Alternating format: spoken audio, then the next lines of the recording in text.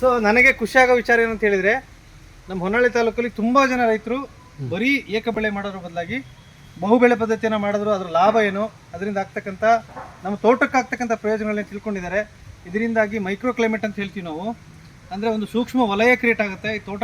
Okay, ನಮಸ್ಕಾರ ರೈತ ಬಾಂಧವರೇ. ನಾವು ಇವತ್ತು ಕ್ಯಾಶಿಂಕೆರೆ ಗ್ರಾಮದಲ್ಲಿದ್ದೀವಿ, ನಮ್ಮ ಹೊನ್ನಾಳಿ ತಾಲೂಕು. ನಮ್ಮಲ್ಲಿ ನಮ್ಮ ಒಬ್ಬ ರೈತರು, ಯುವ ರೈತರು ಹಾಲ್ಸ್ವಾಮಿ ಅಂತೇಳಿ ತುಂಬಾ ಬ್ಯೂಟಿಫುಲ್ ಆಗಿ ಒಂದು ತೋಟ ಮಾಡ್ಕೊಂಡಿದ್ದಾರೆ. ಹತ್ತಿರ 4 ಎಕರೆ 20 ಗುಂಟೆ ಇರ್ತಕ್ಕಂಥ ಈ ಜಾಗ ನೀವು ಅಬ್ಸರ್ವ್ ಮಾಡಿ. ಇವರು ಬ್ಯೂಟಿಫುಲ್ ಆಗಿ ಕಾಳುಮೆಣಸು ಹಾಕಿದ್ದಾರೆ. ಕಾಣ್ಬೋದಾ ನಿಮಗೆ? ಕಾಳುಮೆಣಸು ಬಳ್ಳಿನ ಎಲ್ಲ ಗಿಡಗಳು ಕಾಳುಮೆಣಸು ಬಳ್ಳಿ ಹಬ್ಬಿದ್ದಾರೆ. ಮತ್ತು ಇದು ನಮ್ಮ ಜಾಯಿಕಾಯಿ ಹಾಕೊಂಡಿದ್ದಾರೆ. ಜಾಯಿಕಾಯಿ ಕೂಡ ಅಂದರೆ 4 ಗಿಡ ಮಧ್ಯೆ ಹಾಕೋಕ್ಕಾಗಿತ್ತು, ಇಲ್ಲಿ ರೋಡಲ್ಲಿ ಇರೋದ್ರಿಂದ ಬಾರ್ಡ್ರಿಗೆ ಹಾಕಿದ್ದಾರೆ. ಚಂದ್ರಗಿರಿ ವೆರೈಟಿ ಕಾಫಿ ಹಾಕೊಂಡಿದ್ದಾರೆ. ಏಲಕ್ಕಿ ಒಂದು ಸಾಲ ಬಿಟ್ಟು ಒಂದು ಸಾಲ ಹಾಕೊಂಡಿದ್ದಾರೆ. ನೋಡಿ, ಏಲಕ್ಕಿ ಹಾಕಿದ್ದಾರೆ. ಏಲಕ್ಕಿ ಕಾಯಿ ಬಿಡ್ತಾ ಇದೆ, ಕಾಣ್ತಿದೆಯಾ?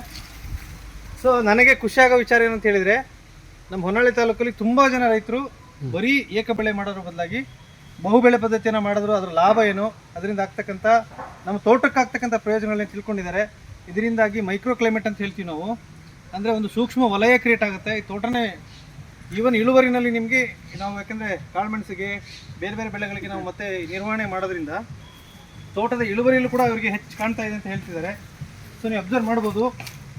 ನೋಡಿ, ತೋಟ ಎಷ್ಟು ಚೆನ್ನಾಗಿ ಕಾಣ್ತಿದೆ ನೋಡಿ, ಸೂಕ್ಷ್ಮವಾಗಿ ನೀವೆಲ್ಲ ಅಬ್ಸರ್ವ್ ಮಾಡ್ಬೋದು. ನೋಡಿ, ಇದು 13ನೇ ತಿಂಗಳು. ನೋಡಿ, ಬಳ್ಳಿ ತುಂಬ ಎತ್ತರ ಹೋಗಿದೆ.